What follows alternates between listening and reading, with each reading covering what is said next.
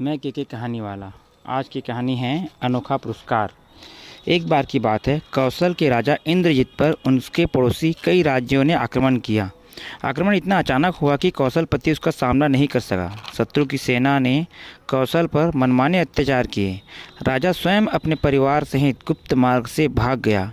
शत्रुओं का कौशल पर अधिकार हो गया। कौशल के वीर बंकुरों को इस पराजय से बड़ा आघात लगा। वे सब मुंह छुपाकर चले गए। उन सैनिकों में एक सूरवीर नाम का सैनिक था। वह सैनिक के साथ साथ किसान भी था। युद्ध के दिनों के अलावा वह खेती किया करता था। इस पराजय के बाद वह बड़ा ही लज्जित हुआ और कौशल को छोड़कर चला गया। वह उज्जैन पहुंचा। वहां उसने सेना में काम कर लिया। उज्जैन के राजा भोज की ओर से उसने एक युद्ध लड़ा। उस युद्ध में उसने इतनी वीरता दिखाई कि उज्जैन का सेनापति प्रसन्न हो गया। तीसरे दिन की लड़ाई में उसने राजा भोज के प्राण की रक्षा की। अब तो राजा भोज ने उसे अपना दायां हाथ बना लिया। 10 दिनों तक युद्ध चलता रहा। अंत में उज्जैन का राजा भोज विजयी हुआ। उसने भरे दरबार में सूरवीर की प्रशंसा की। उससे कहा, हम तुम्हारी वीरता से अत्यंत प्रसन्न हुए। हमारे सेनापति जी का कहना है कि यदि सूरवीर नहीं होता तो इस युद्ध में हमारी कभी जीत नहीं होती। ऐसी स्थिति में हम तुमसे प्रसन्न होकर मुँह मांगा पुरस्कार देना चाहते हैं। मांगो वीर, मांगो, बिना किसी झिझक से मांगो। राजा भोज आज तुम्हें अपना मुकुट और सिंहासन भी दे सकता है। सूरवीर का हृदय प्रसन्नता के मारे भर गया। उसकी आंखों से अश्रु टपकने लगे।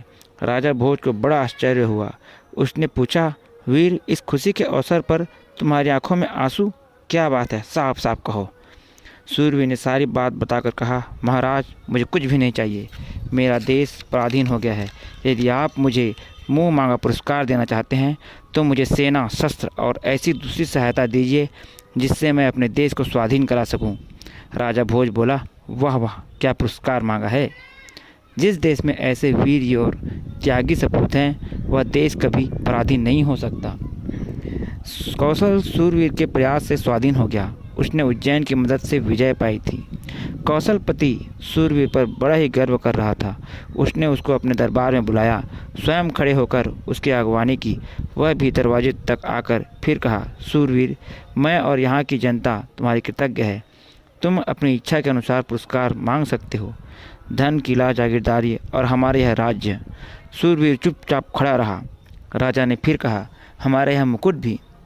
सूरवीर ने एक बार राजा को देखा, उसके बाद दरबारियों को, फिर दृढ़ स्वर में कहा, महाराज, मुझे सिर्फ एक बोरी अनाज के पुरस्कार के रूप में चाहिए। राजा चौंक कर बोला, सिर्फ एक बोरी अनाज? मैं तुम्हें अनाज के भंडार दे सकता हूँ। नहीं महाराज, मुझे केवल एक बोरी अनाज ही चाहिए।